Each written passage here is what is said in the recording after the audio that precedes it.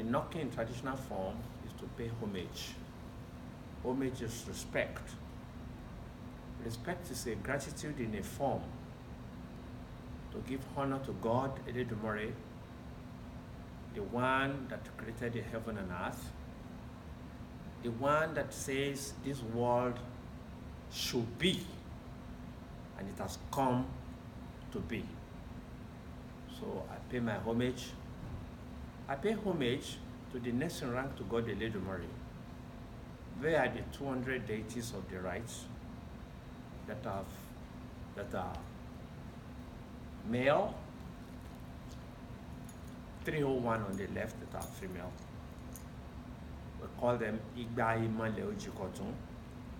Okanleni Imale Ojikosi. I pay my homage. I pay my homage to my father and my mother. And from my father and my mother, I pay homage to the father and the mother of each and every one of us, because they are the ones that are next to the Orishas of the heavens, because they are the Orishas of the earth, because if not them, we cannot be here. God could have asked us to come through another woman or another man, but because He chose that our very father, should bring us here. So they are very special to us. I pay homage to my Ori and the Ori of all of us, because it's the identification of us as human. Homage to the guiding spirit, that is the Orisha, that is on the head of each and every one of us. When homage is paid, we know that we have done what we're supposed to do. Just like when you want to enter into the house, you say, Agonile, Agonile, Agonile. You greet to Shago, so that the gate can be opened without you breaking in. And you know when the gate is opened voluntarily by the owner of the house, you stand to enjoy the benefits in the house. So I pay homage. And I pray that all of the entities I pay homage to will today bless our sharing, so that the information we are sharing amongst ourselves will be beneficial not only to us, but to mankind in general. I therefore welcome you to today's session of another step of the series of sharing that we have been doing. Don't want to call it lecture. I want to call it information dissemination. We disseminate information and we discuss. Because each of us happen to be an aspect of God one way or the other. So we have information that we can give out ourselves, no matter what, because we are not ordinary. Even animals are special, not to talk of human beings that are kings over the animals. So coming together, we expect all of us to contribute so that we can all be able to enjoy ourselves. If there's a person who has money and decides to cook for the poor, and he cooked a lot of food for the poor, and is happy that he has cooked a lot of food for the poor, and he put it out there, unfortunately, he finds no poor person to eat it. The food is a waste.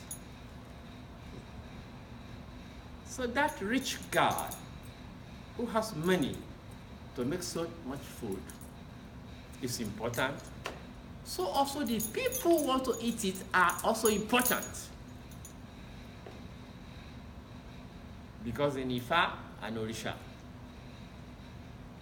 Ifa says, Bawo je, Ifa ogba.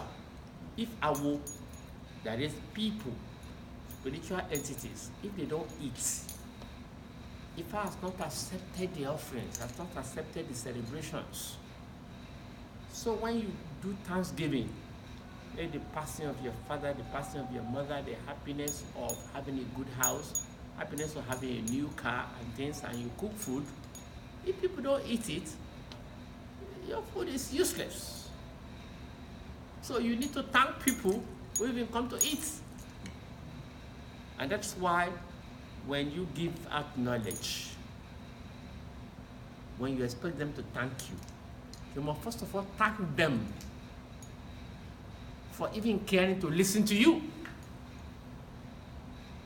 Because if they don't listen to you, your ambition of disseminating knowledge, of making this world a better place to live, has been foiled.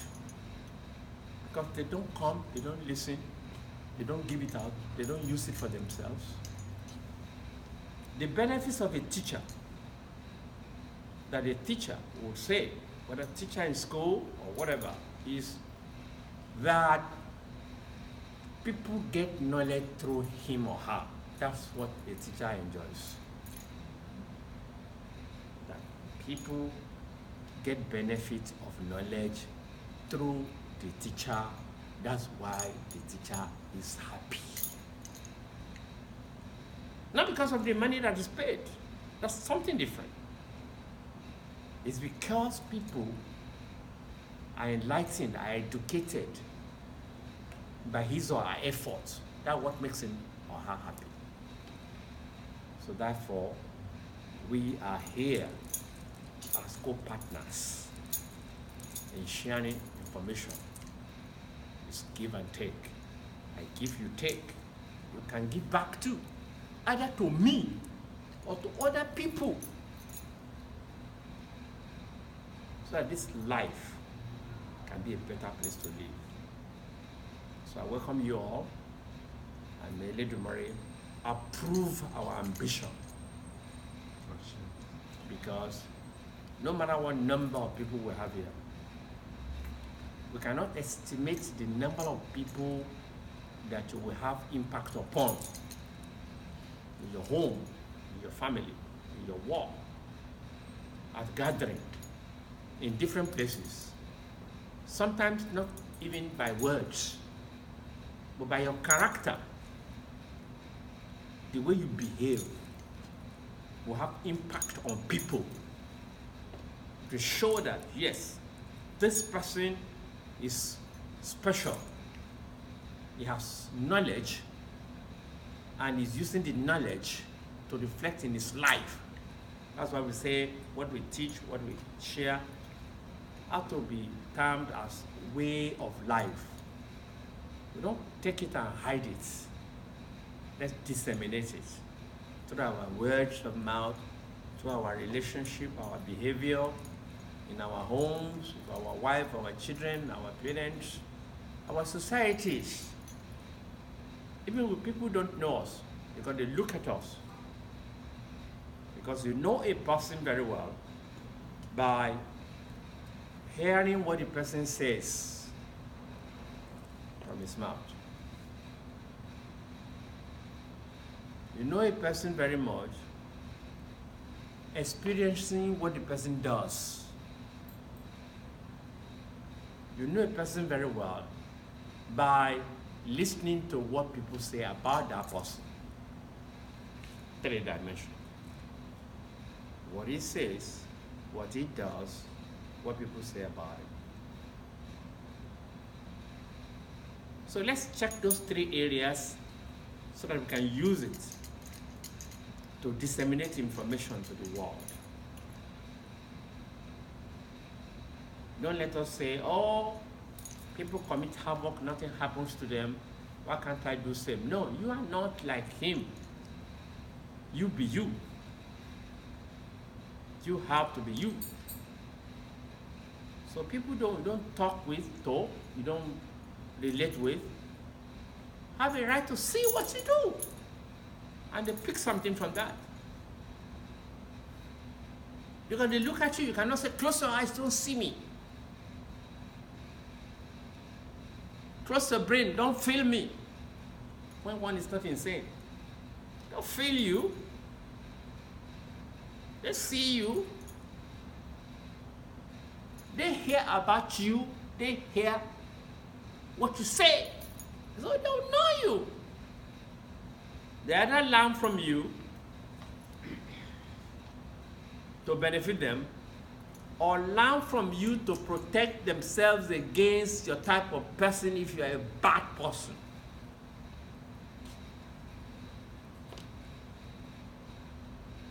That's why it's important to share information. Some people have information and they keep it. They keep it even to their family. There is an Ifa that says, "Onte nori ni kenu oma je." Adifa fún parako yi ọmọ akọrọ ọkùnkù. Parako yi ọmọ akọrọ ọkùnkù. Onte nobody ni kenu oma je.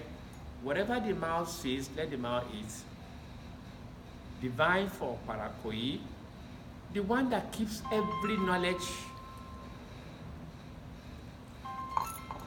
inside him until he died. Every knowledge he kept inside him until he died. Because he will not talk, he will not socialize, he doesn't drink with people, he doesn't go out, he just to himself. He happened to be a Babalao. He learned, he had a lot of knowledge. He had a wife. Eventually he had the first 2 children. He had money. He bought a big land and did farming. And his farm was good. But this guy will never share knowledge of his Ifa or Orisha. This guy will not tell his wife or his children where he had his farm and the properties he had. All to himself. Unfortunately for him, when the wife had the pregnancy of the 3rd child, he died. When he died, poverty came. The wife ran to the friends of the guy. "Hey, I know my husband has a lot of things. Please show me where he has his property. We are suffering here. We don't have money to take care of ourselves. I'm in pregnancy. I need a lot of food." They say, "Your husband never told us where he has his things. We know he has a lot of things. Even with colleagues, he won't share his knowledge with us." Poverty killed the wife in pregnancy. Now in heaven, he saw what he did was bad. He now transformed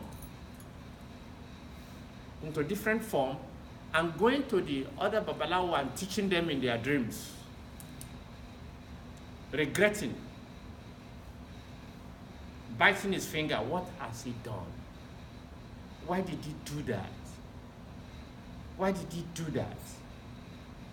So that's why I say, hey, I don't want to be Parakoyi or Makoro Kunku. I don't want to be Parakoyi, the one that will keep everything inside him till he dies, because he does not pay. That's why we need to do sharing. We have had a lot of hot topics, but people have questions. It may be questions from what we have done. Some people will not even understand it very much when we are giving the information. And when I talk, I ask people to jot down points, what they don't understand. So if we don't give a room for people to ask the questions, we have not done justice to the main duty we say we're doing here. And that's why we make this session question forum about Ifa, Orisha, tradition, and culture. So I pray that you will feel free. You know, you are at home. No question is a foolish question. I learned well because my Oluwo told me, no question from me would be a foolish question to him. So I could ask any question.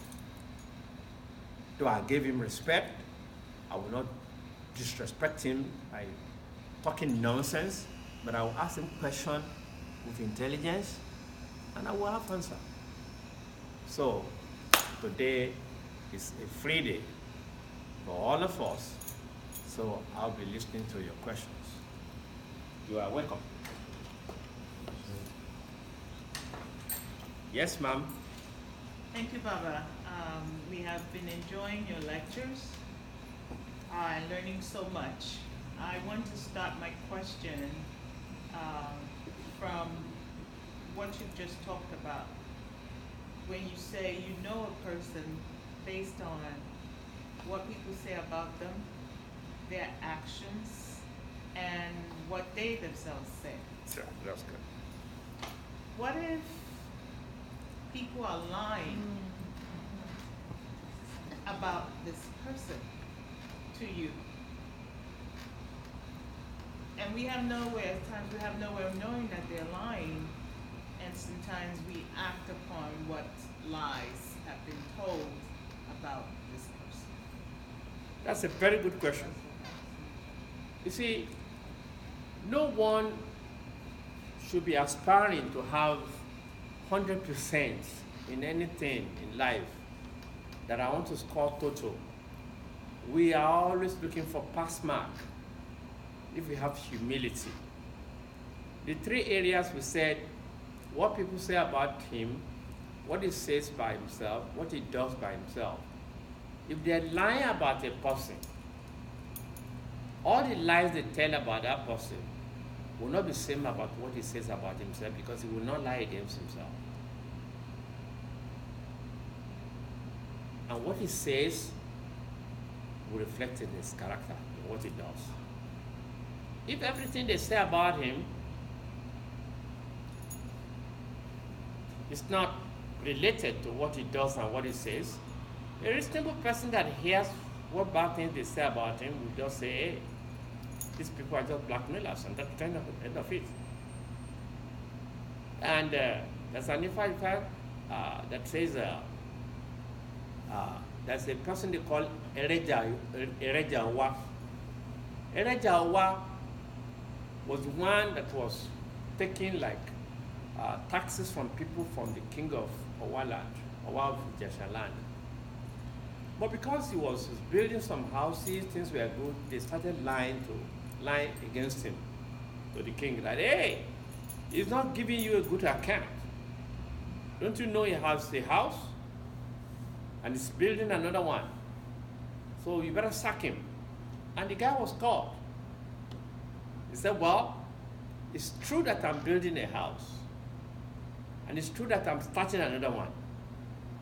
Don't you know that what you give me out of what I bring to you is so much? And I don't spend badly. I spend my money well. That's why I'm able to build a house and start another one. But you know what? Let's leave that alone.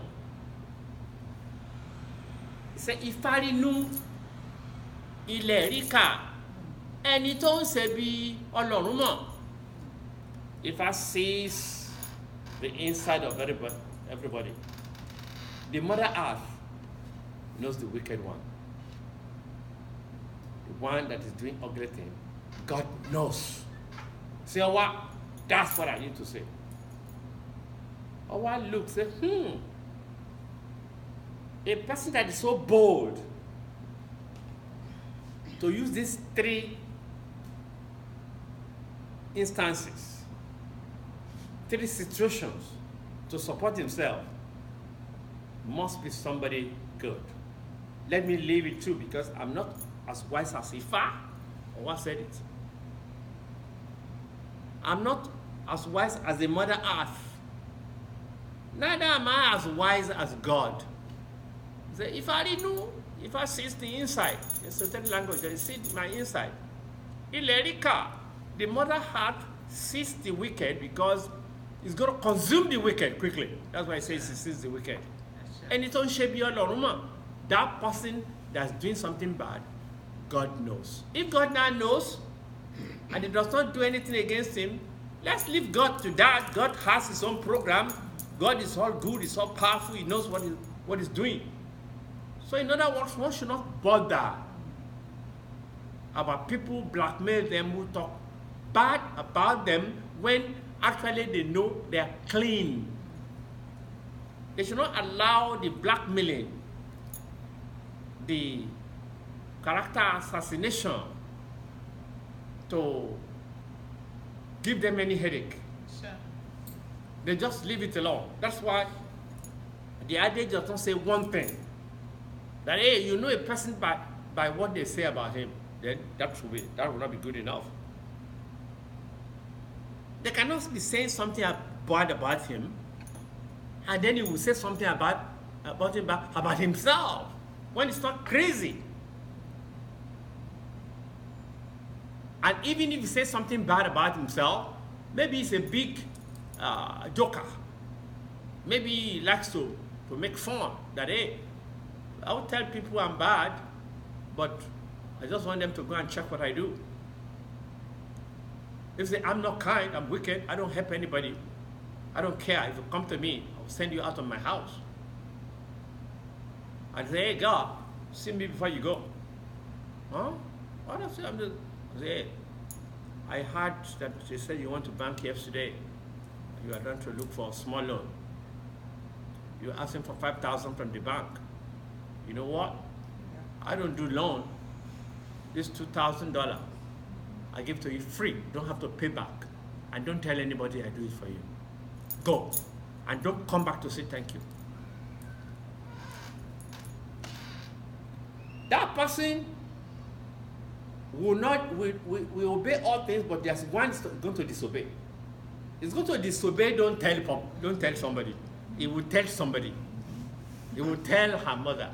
She will tell her father. She will tell Gozobe, pray for that guy. And say, don't tell. Pray for that guy. Even he says that I should not tell anybody. I cannot keep this one to myself. And every day before I pray for myself, I pray for him. Before you know it, things will change. People will know.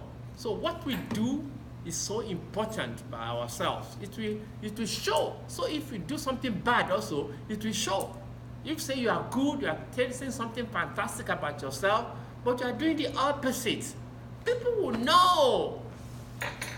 They can blackmail you. They can say, "Oh yeah, it's this, it's that, it's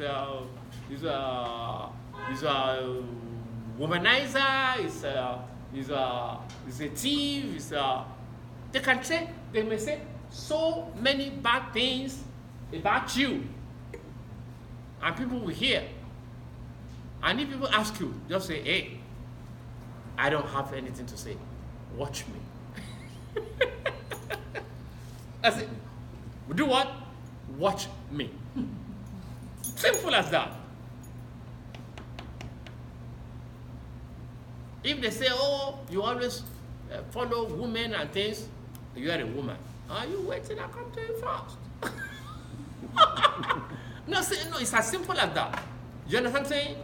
So what we do is more important than what they say about us. Even more important than what we say about ourselves. But please, when we are doing something good, don't let's say something bad about ourselves. Because it is a crime not to find something good about ourselves. We need to boost our own ego. We need to say something good about ourselves, about our ori. Because we are two. You spiritual, you physical. When you physical is saying something bad about yourself, you spiritual will not be happy. So let's use our mouth to say something good about ourselves. So I think that's the way I can answer your question, Chief. Yeah. Yes, ma'am. Are you ever put in a position to, I know that you said to leave it to God when someone crosses you or tries to offend you in some way. If you see an opportunity to retaliate, to do something that will be effectively, or you know, that will be able to get them in some way. Were you blessed with that situation where you can act in a way that can get someone that has hurt you, or is it really always to leave it alone and to always? Yeah, that's a very good question. Number one, Right. So African spirituality does not go in the way of if they slap you on the right cheek, turn to the left. No, that's not African spirituality. When they slap you on the right cheek, number one, first of all, think that why do I allow that to happen? Right. Then you think at that moment, if I slap back, can I win? The person who slapped you on the right cheek is almost double your size. The arm is like 3 times your face. Even if you attempt to fight, it might kill you. So, to slap back might not be wise, but you are not going to turn the left face to that person. Then you first of all think, do I deserve being slapped? Do I deserve being slapped? If you deserve being slapped, thank that person who slapped you. Because he has actually cautioned you not to do the same thing to somebody else who put a gun on your head instead of slapping you. You need to first of all judge, do I deserve being slapped? But if you don't deserve being slapped, you have to think, why did he do it? Why? What did it happen? Is he sick? If he's sick, don't slap him back. Because if you slap him back, the next thing is that he may come after you and be biting your body, doing anything because he's sick. And if you get to the authorities, they say, hey, you don't know you have to run away from a mad person. But if he's not sick, if you don't deserve being slapped, and he does that to you, and you are not happy, and he feels that he can get away with it, and is not attempting to do it immediately again, he who fights and runs away lives to fight another day. You have to first of all go home. I'm using slap to represent so many things that I will explain. Go home. Go and pray. Tell God, or your Orisha, or your Ifa, that I don't deserve this. And I told you before I left the house, for me to meet this one outside, despite the fact I do what I'm supposed to do to you, Orisha, you need to do something about it. That guy didn't slap at my face. He slapped at your face. If you feel that you can do it and get away with it, fine. If you feel you should not, I leave it to you. That's one of the greatest retaliation you can do to an oppressor. Greatest retaliation you can do to an oppressor. But if it's somebody that does that and is still trucking you, he didn't want even to leave you that time, you have to find a way to escape. Either you look for help immediately,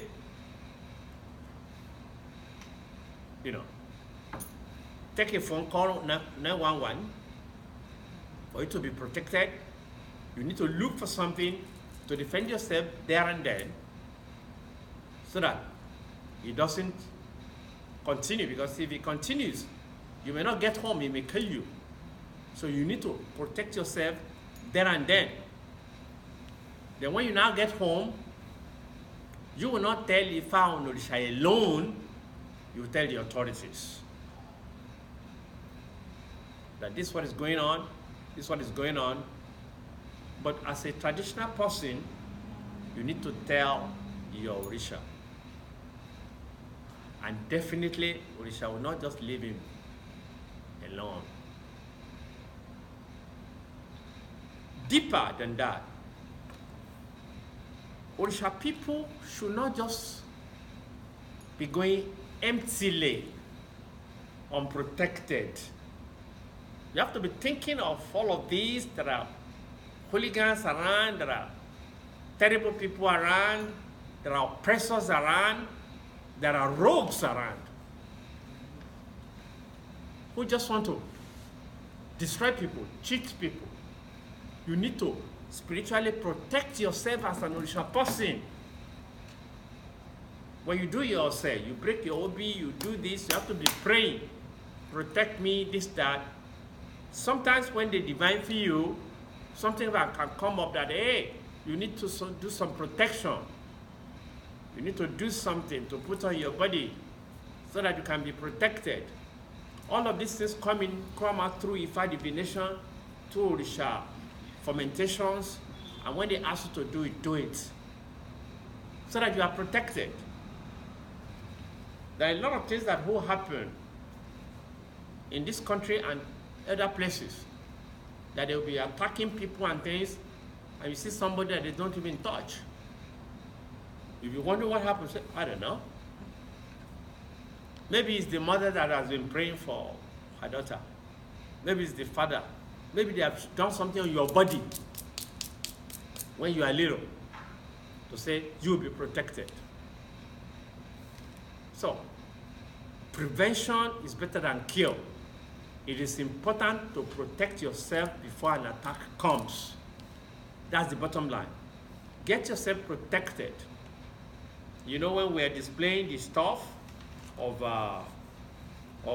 the remedy for ailments, we are saying we have things against kidnapping, we have things against protection, we have reward for wicked people. This reward for wicked people, this is a thing, we call it akirara, that when they do it for you around your wrist, it's difficult for anybody to just come and attack you, because it works with your blood, it's already in you. Akirara. The real Odu that carries it is Irosonsara. It's difficult for anybody, even when you are working and people want to make sure the work does not pay you, you want to make sure that every effort you make, you don't make profits, you don't even know how you spend your money, or you're on the line to succeed and get to the place, everything just scatter. They say you have a good feature and you are going. By the time it comes to the time they'll say, hey, it's not your time, they want to put you something, it just goes away. That if somebody's in there doing a thing, that type of stuff will destroy such people.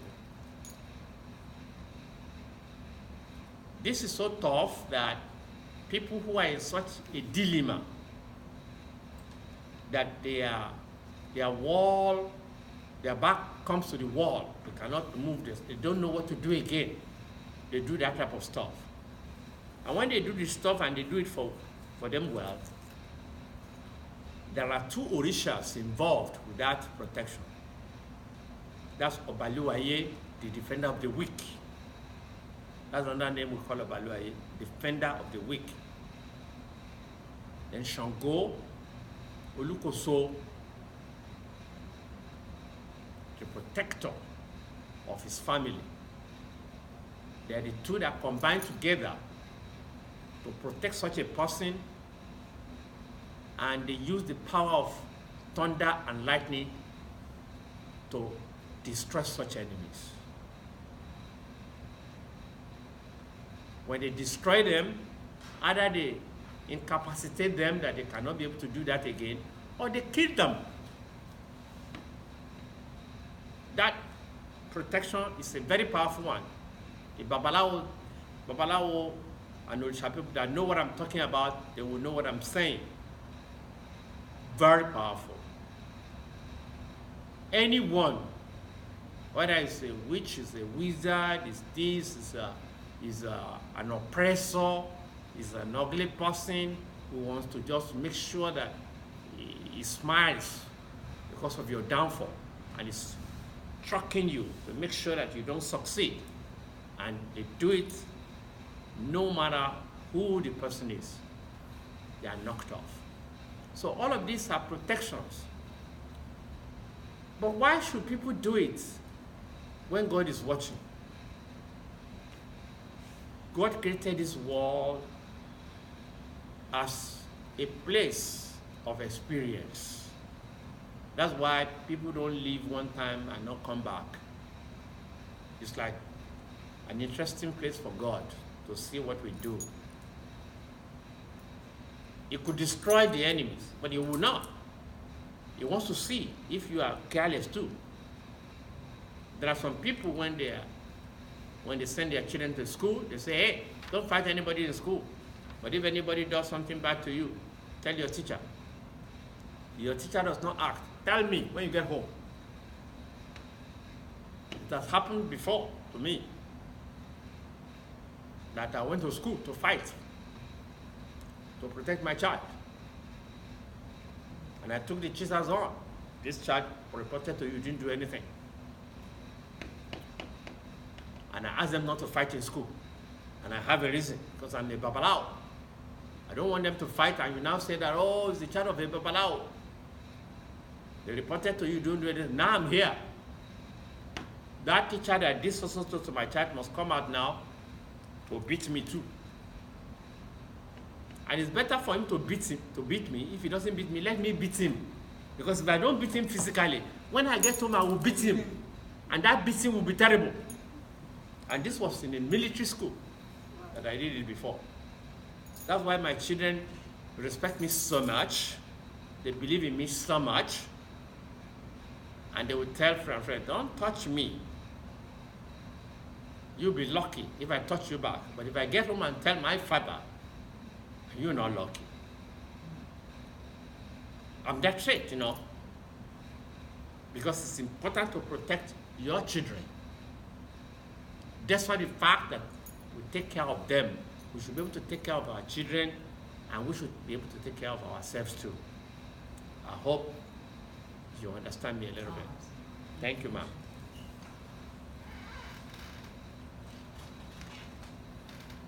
Any other question? We welcome you, beautiful girl.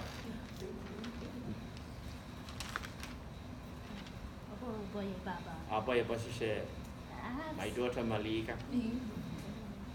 Thank you. I have several questions. Several, okay? We are all listening. We are all listening. Okay, I start with the most easiest one. What is considered well-dressed fashion for Orisha people, women and men? Because, I watch TV and I'm influenced by magazines, and I go in between Beyonce and Oprah, and what is appropriate but still fashionable and respectful as a mature woman, so that I'm not displaying myself. Because sometimes I go places and I feel like it's fine, and then it's like maybe not the best choice, or that, or men inappropriate. So I want to dress where I still feel like this is fabulous, but it's appropriate, and also to represent my journey without, it's fun but not being distasteful, because we live in a world contemporary where it show everything that's fun. And I'm also a dancer, and we wear less clothes sometimes. So like it might be a bodysuit you're on stage, or just sports bra and leggings. But in the regular world, what is appropriate as a Orisha woman? Good. And then, That's a very good question. Number one, dressing have a lot of codes. Dressing is dictated by outing. Let me take it from an area that may want to bother you a little bit. As a dancer, which is not far from your Orisha, Shango happen to be the best dancer in the world. And Shango people, when they go out for show in the dance, many a time they don't use Shango dress from the house. They wear other dress in the house before they get to where they perform. And even when they get to the place, they can change many times. So for a performer, when a performer is leaving the house, and a young lady, for that matter, who is pretty like you, needs to dress decently in any tradition. If it's the English, because you are in America, you cannot say because you are an Orisha girl, you will not wear English dress sometimes. You work in a place that is corporate, where you see government officials, you are the chief of staff, where you work, you need to dress in corporate form. That people will see that, say, this is a working class girl. As if you are going to meet the president. May not be expensive, but when you go out yourself, you must know that, okay, this is decent. When you get to work, usually there may be a top coat, that may be too warm for your office that you will hang, and then maybe have your blouse on skirt that does not expose your body too much. Because people will come to the office, when they see you and see you are half nude, instead of facing what they come to do in your office officially, you are giving them another sense that, hey, maybe I can take this girl out. But actually meaning something serious. Or maybe the boss just put her there for her to make sure we are seduced to get something from us, things. But dressing well is more seductive, more profitably seductive than half nude. Seductive in the sense that the person will have interest in that person will be an interest that will be deep. Deep that, how can I be so close to see what is inside that building? To have the opportunity to be qualified to see that person in a closer form. That doesn't fail. The other one, that one is almost exposed before. How can I have the opportunity to eat up this food that is wasting? Because this person is ringing a bell. The food is here, come and eat, it's free. Hey, let me just do that, rush it and go away. It's not coming back. Because there's nothing else he wants to look for. A man is built to conquer. The nature of the man is to conquer. The area is conquered, he may not want to go back there if one is not careful. Unless if he sees there's something else there that he still need to conquer.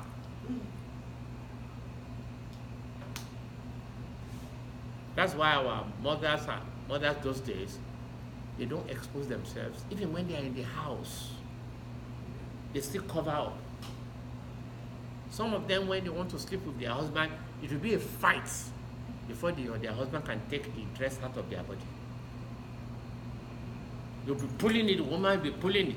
That itself is now attracting the man more and more. Not before he touches you, you have thrown everything.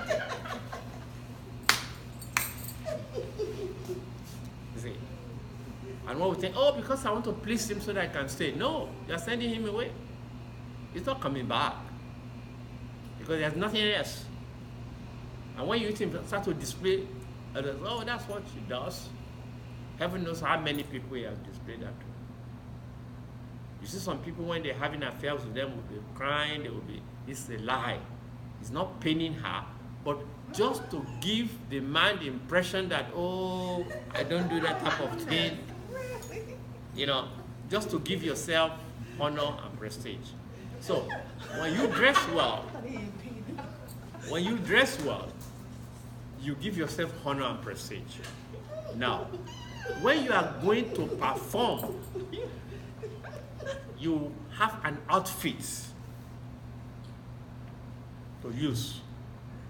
That outfit, when you get there, depending on the performance you are doing, when you get to the stage, the light they normally put at the stage usually is not bright lights. That's a cover, it's on its own. It can be seductive, nobody can touch you. It's on the stage, you know, they'll say, am I really trusting what I'm seeing? That would be the impression of the audience. Am I really trusting what I'm seeing? And by the time you finish, you're not going out with that. You're back to the changing room and you dress up. Was that a girl that just saw now? That's duty performance.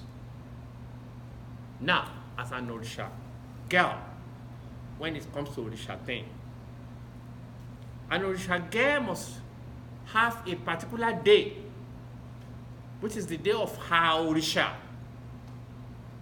that has to dress and respect that Orisha that day. Let the color of that Orisha reflect. If you cannot do the color of the Orisha reflecting in totality of the dress, you can wear white, but put the sign of the Orisha for the Orisha to respect. Like today is the day of Shango, I wear white. But I put a big bead of Shango, Olukoso, that he recognizes very well. Despite the fact I have the beads of the rest of the Orisha in here, but I want to show that, oh, it's Shango that is on duty, Anoya. And as a big Babala Orisha person, I reflect that even the mother art that I step in, I tell the mother art that, hey, it is Shango there.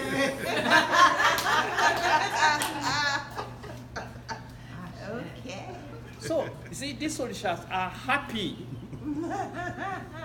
when you do that because they know you're not doing it for fun. They know that, yes, you know, you respect them. You know, so because you want their blessing, you want to associate with them so that they know that they need to protect you. So that's why each person must know the day of their Orisha. And the Orisha dresses we are talking about does not mean that you have to buy a dress that 1 yard of cloth will cost you $500. Decency, what is important. Can be a piece of cloth of $5 a yard, $3 a yard. It depends on how you build it and make it good. And before you know it, the Orisha will be so happy. In Nigeria now, some of the materials we use, when we sew it, the money for the designer is sometimes times 2 the cost of the dress. depending. Especially some of us that are on top level, because of experience and age, we have to watch what we wear. So we just don't wear just anything, because we shall be happy. I always tell people I dress to please my soul, not to impress anybody. Because that makes you happy and comfortable with your Orisha. You don't many times have to wear the Yoruba dress on the Orisha day if it's not convenient. Maybe the work you go to, you cannot wear that. Maybe if you work in the bank or something, and even if they have a code of dress in the bank, they will not ask you to have a code of beads. There are a lot of beads you can use now that can be any color. There are pearls, there are something in different color. There are gold of different colors now. That you can really do your shopping for, to respect your Orisha, and the Orisha will know. And they are about color. There are many times not about the materials. The one I use in my hand now, they say, okay, so women use that and blah, blah, blah, blah, blah, blah. Women braid hair. Why do men do? Women use coral beads. Why do men do? Women use shaggy, the blue bead. Why do men do? When it comes to ornaments, it's his and hers. Depends on what pleases you. When I was going to craft my special bead, this is crafted by me. I look for the bead maker who makes bead for even women. I didn't see any bead of man with her, but I got in there and saw something I can craft for my own liking, and that's it, because it's me. I want me to be me, and Mauritius will be happy about that. So you need to create that by yourself, put in your head that you are dressing to please yourself. Who's yourself? You, your soul, your head, and your Orisha that is guiding that head. That's you. When you put it in mind, you are not doing it to seduce anybody. You are not doing it. You are doing it to please your work, to please your profession. That's the thing. You put it in mind, and by the time you finish, you have to go be a line drawing. When you're on the stage, that's a different thing. If being on the stage, that what you have to wear on the stage is just the bra and the pants or whatever, but that's stage work.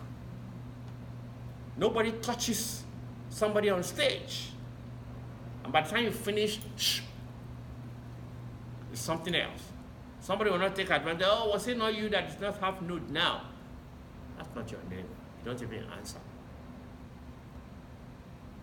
You know what I'm saying? That's that aspect. If I can have the next one. If you are satisfied with that anyway. And I can still go on and on. No, I did. Okay. Thank you.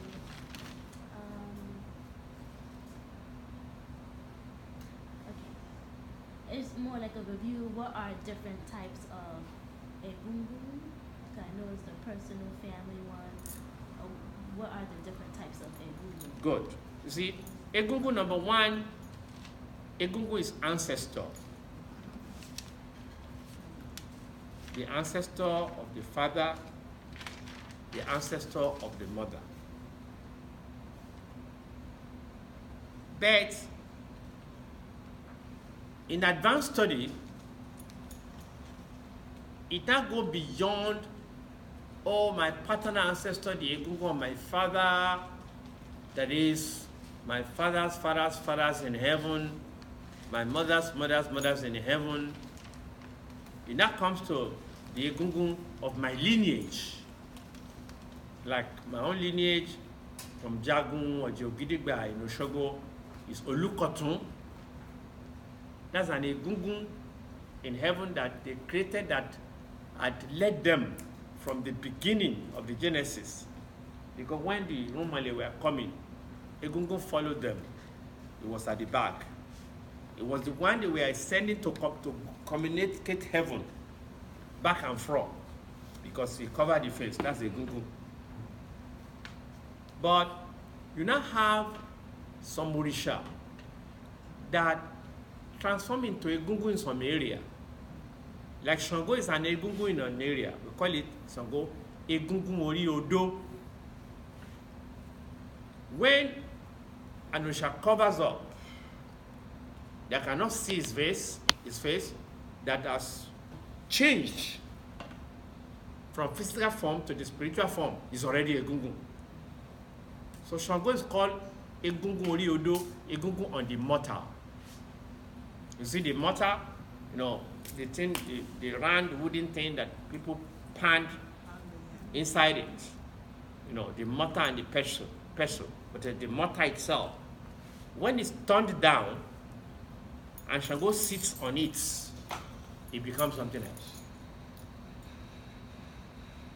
If somebody has Shango in the body, initiated and is really big in him or her, if by mistake he sit down on top of that mortar, Shango will come up in him or her.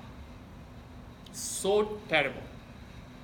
So when Shango sits on that Odo, he has become Egungun Ori Odo.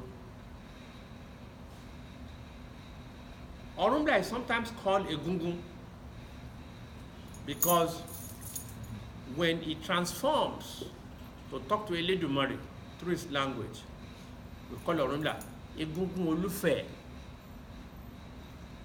Egungun of the owner of Ile-Ife, call him Ifa.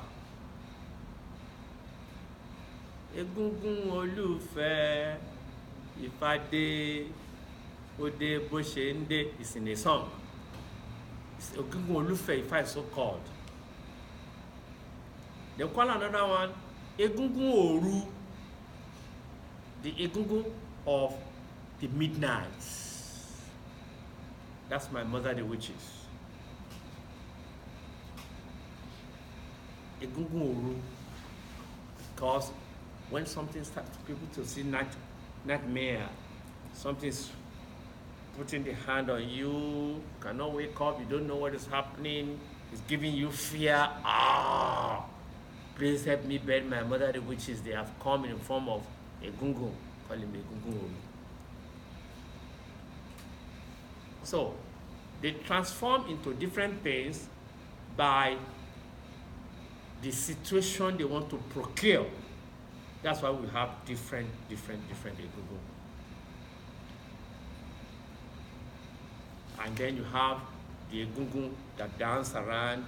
So that's why we have Egungun. But definitely Egungun is a situation undercover. It's an undercover edify of a particular Orisha. That's the Egungun. That's how we come about it. And you know what? Another funny one, you know that if somebody's dead, even in the hospital,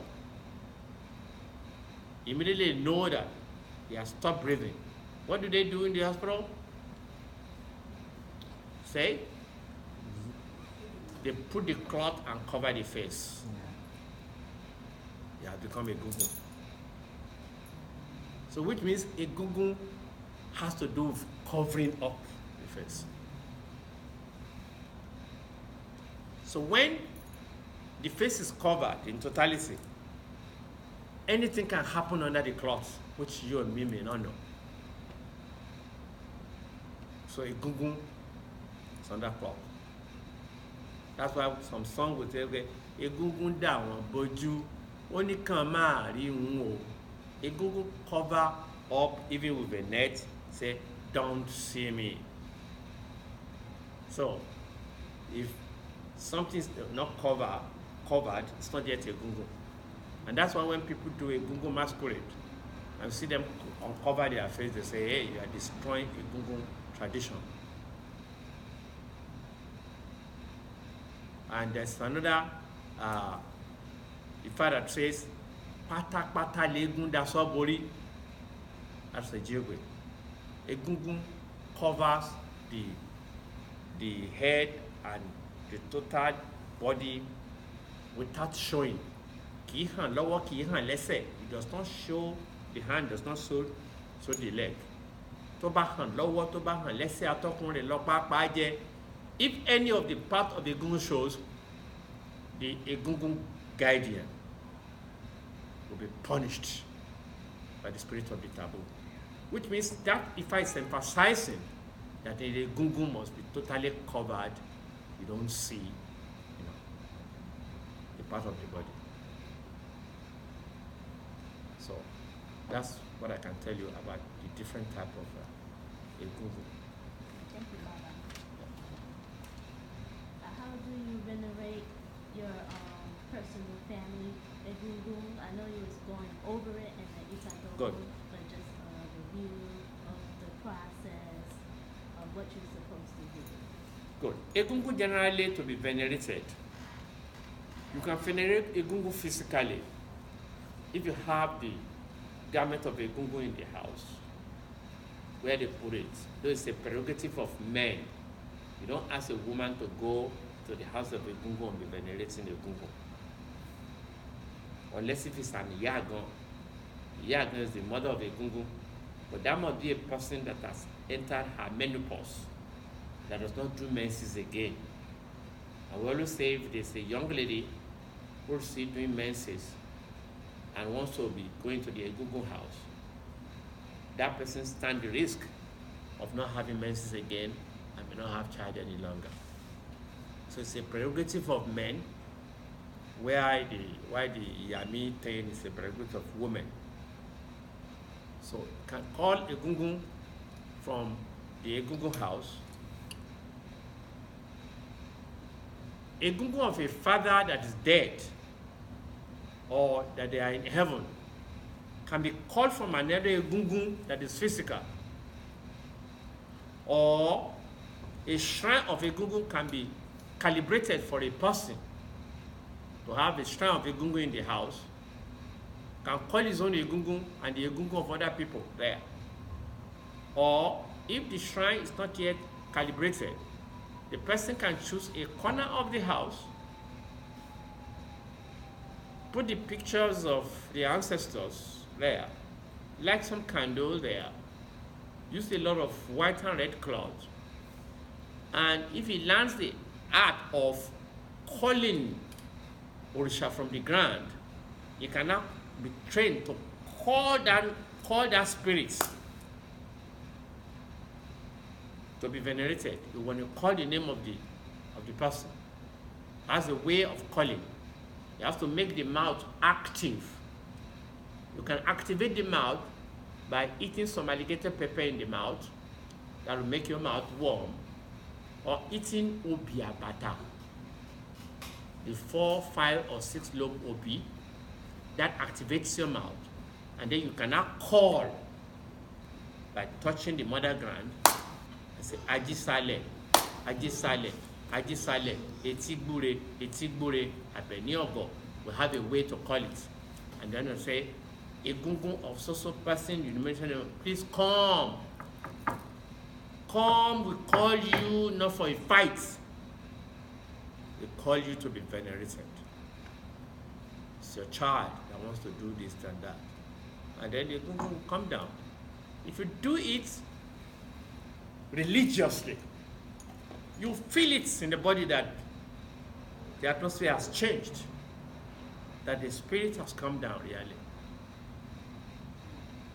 And then you offer what you have to offer, and you break kola to really confirm it has been accepted.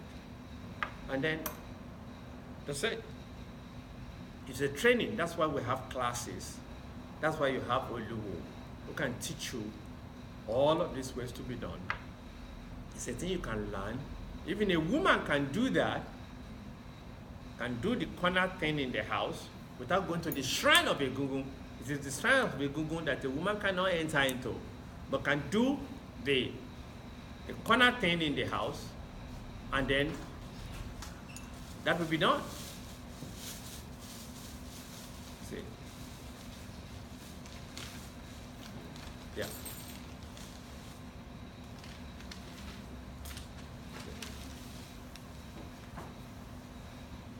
So,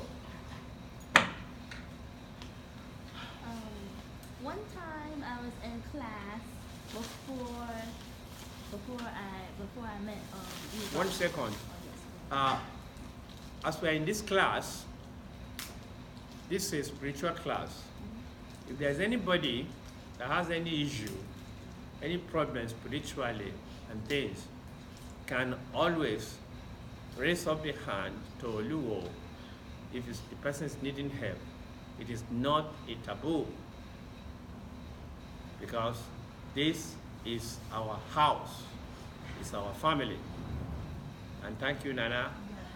So it's our house. Don't feel ashamed for anything. This is a class. This is a spiritual edifice. So, and you should not be ashamed for anything. And there's nothing we cannot take care of here. We have enough stuff here to take care of whatever. Okay. And enough people who have the same issue. And enough people. Yeah. Yeah. And usually, people who are lucky, what they do, immediately they are feeling uncomfortable, they run quickly to Oluwo. Yeah, it's not a taboo. Immediately they run to Oluwo, all is stressed, he knows what is happening. Sure. He has to do what he has to do, no matter what he is doing. Sure. You know, you are not troubling him. You are doing what you're supposed to do, okay? This is a family, okay? Kindly. It costs you nothing. Yes. Well, I allow other people to ask questions. Well, they are learning from your question. If you have not answered your question. Go around and then come back. We appreciate Okay. Yeah, there's somebody else. Okay, Sis wants to yield the ground, yield the floor for some other people who were new. I was wondering if we could talk about, one, if women get initiated into ancestral tradition and Ifa tradition, like within Yoruba, and what's the role of, how do your ancestors and your Orisha work together to help you fulfill your destiny? Okay. We thank God that what happens nowadays is been improved from what happens from the olden days. In the olden days, you don't usually find a person having 2, 3, 5 Orishas. If you are a Gungun, you are a Gungun person. If you are Shango, you are Shango. If you are Ifa, you are Ifa. Oshun, you are Oshun. But nowadays, they have been mixed up. You know, as we relate, Shango people marry Ifa people marry Oshun. You understand what I'm saying? So the blood mixed together. So before you know it, you'll be seeing sign of 5 Orisha in one person. You know, and then there'll be struggle. So you have to satisfy them.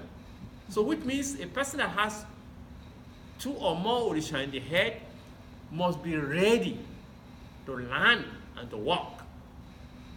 Because they are jealous. They need to be taken care of. So person must have knowledge. When you have knowledge, there's no confusion. If you are in Yanifa proper, and then you are initiated into a Gungun, you will go to the society of Egungun when they are doing their society, because nowadays they group up. The 5 people group up, Shango group up, Egungun group up, they do things together, they compare notes, they help themselves. You know, even in the town, when they say Egungun people must do so, you'll be seeing that, oh, this Babalawo has crossed again, because it's involved. or the Ogungun man has crossed to Ogun people because he's involved and has a lot of things to do there. But if one has knowledge, one has no problem. The danger comes when there is no knowledge.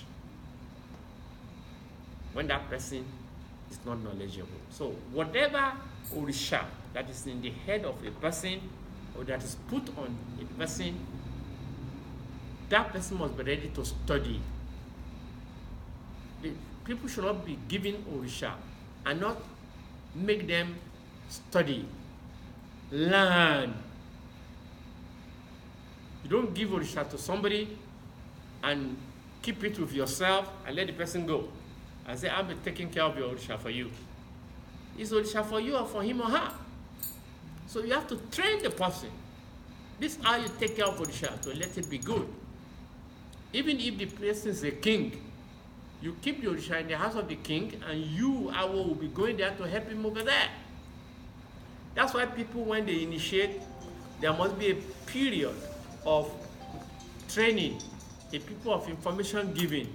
The person should not break with the Oluwo. He has to be learning. What's the next thing? What's the next thing? Until the person gains perfection. All the troubleshooting has to be managed so that you can help the world. There's nothing wrong in being an Iyanifa and also being Iya Agon and also being Iya Oshun, but there's something wrong if you are not ready to take care of the Orishas you invite to your head. They give you the sign, but you invite them to come in. And inviting them to come in, which means you're ready. There are people who have 9 children and still decide to adopt 4 or 5 more. It's because you can take care of them. But if you cannot take care of 2 children and say you want to adopt 3 more, why do you want to cause trouble? Why don't you donate your money to the orphanage so that they can take care of them there? You see? So it's very easy. You just have to learn. And this learning itself, Rome was not built in a day. You just need the support of a teacher, who will have to be helping you all the time. I'm at a crossroad. Hey, this is what's happening. He will be supporting you. But something until you are okay, little by little, because you are not going to drop the job that's giving you your daily bread, the job that is paying your house rent, the job that is giving you support to take care of your family. The Orisha is to support to make that job better. So you need somebody to help in grooming you to make it happen. It may happen quickly, it may happen for a long time, depending on how much time, how much readiness you can afford. Like what we created when I started these classes, everybody is able for a situation. But are we all willing? If we are all willing, are we ready? You see, that's the thing. So, being able is common to all. Being willing may not be common. But if you are willing, the readiness has to be dictated by some situations. Because you may not be ready all the time. Maybe there's no time. You are willing, but you are not yet ready. So the time you spend may be longer than the time a person that is able, willing, and ready to spend. Like you said, this is a fact. Nothing we can do about it. So anything is possible. Care is possible. Whatever Orisha you have, one cannot disturb the other, provided you are a mother that's ready to give care for all the children you have. I hope that's understood. Okay.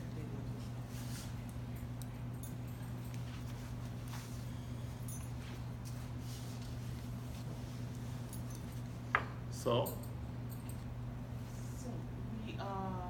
soon to wind up, but we will go to Cross Street because we have to leave here at 9 o'clock. Okay? So, yes, please. I have a question. All right. Why don't we keep that question there? Because Oh, we're going to Okay. we're collect going it. to go, yes. Okay. So that will be part 2. All right. So that they don't Yes. Close us. refuse us next time when we want to use this august place. Yes. That place is our own. That's ours. Okay. So thank you very much. Thank you very much, Baba. Thank you're you. welcome. We have gained a great deal this evening from your wisdom. We are very appreciative. We are definitely on the road to having a greater year Ashe. this year because they say knowledge is power. Truly. And the wisdom, the knowledge that we're gaining from you, I know that we're going to use it positively Ashe. to propel ourselves to a more successful, productive 2018. Ashe. Thank you so much, Ashe. I can work with all these apps.